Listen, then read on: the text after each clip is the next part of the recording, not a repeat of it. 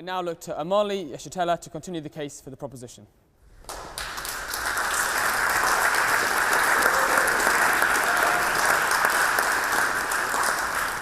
Mr. President, ladies and gentlemen, I have only recently come here from the United States of America. And that being the case, I cannot stand before this august body without prefacing my statement in defense of closer unity of Africa, without stating first my unconditional solidarity with President Maduro and the government and people of Venezuela, who are currently under attack, savage attack, by the declining world hegemon of the United States. I think it's absolutely necessary to say that coming from that country, and especially looking at the fact that the United States travels the world preening, presenting itself as the guardian of democracy and the rights of the peoples around the world, where the reality is that Africans who are colonized in the United States represent at least half of the largest prison population in the world. There are more Africans in prison in the United States than there are people in Djibouti or in Equatorial Guinea. And so we find it very difficult, also recognizing that by their own estimates, it would take 228 years for the income of Africans colonized in the United States to equal that of the colonial white population.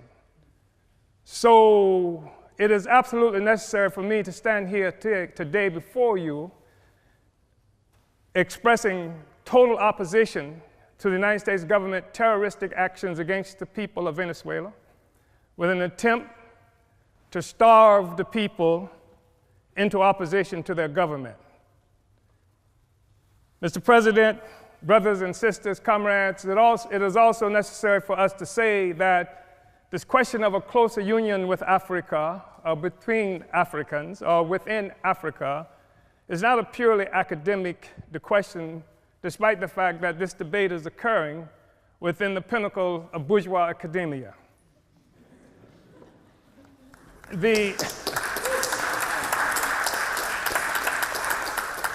That there is a natural, historical inclination for Africa and African people to be united, which is one of the reasons I am here today.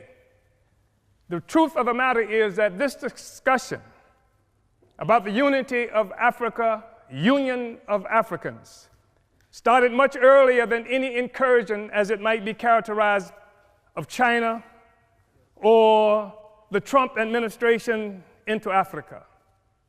The reality is that Africa came under assault some 600 years ago when Portugal first came and captured African people and initiated the process that would begin capitalism and would establish and consolidate the identity of Europeans in the world.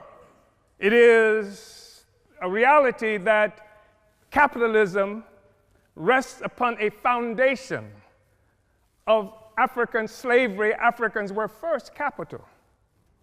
And in order for this to occur and to last, it was absolutely necessary to keep African people divided so that we could not resist this horrible incursion on Africa that continues up to now. I think it's important to be able to say that. I think that we have to say that we've seen example after example by African people to unite.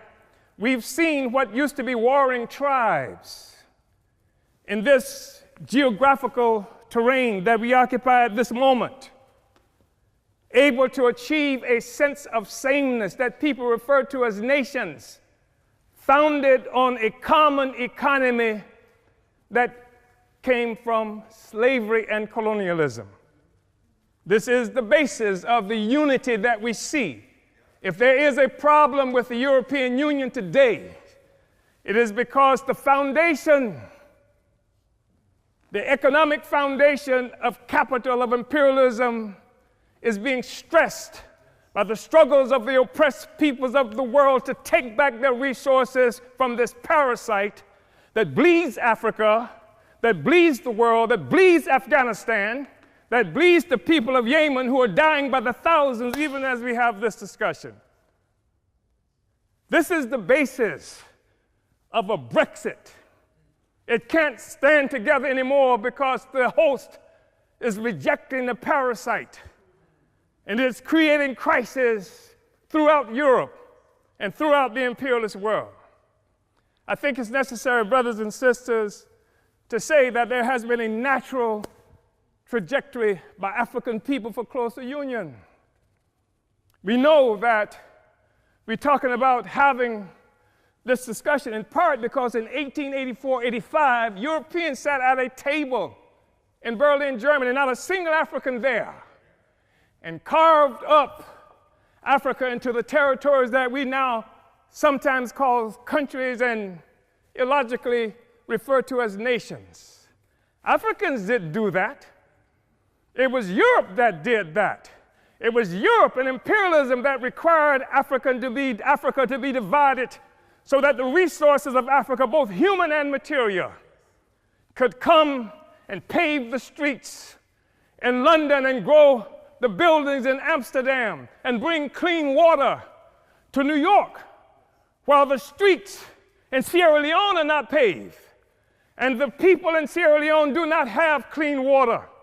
And there's no national electric grid there.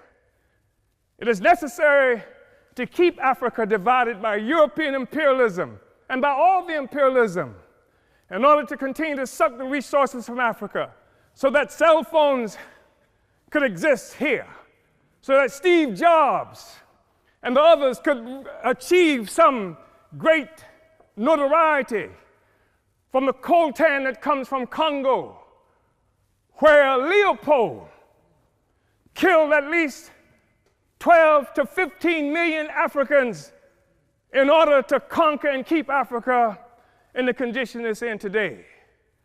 We talk about a united Africa and African Union because of what European imperialism has done to Africa to keep us divided. We know it's true. We saw 100 years or so ago, Marcus Garvey organized the Universal Negro Improvement Association and African Communities Leagues that stretched across the globe. More than 11 million African people everywhere were connected to this. Africa for Africans, at home and abroad. That was the cry. Not Africans for Nigerians that didn't even exist until the British created it in 1915. And Flora Shaw, the mistress who would become the wife of Frederick Lugard, came up with the name Nigger Area. Not this false national consciousness that has been imposed on Africans around the world.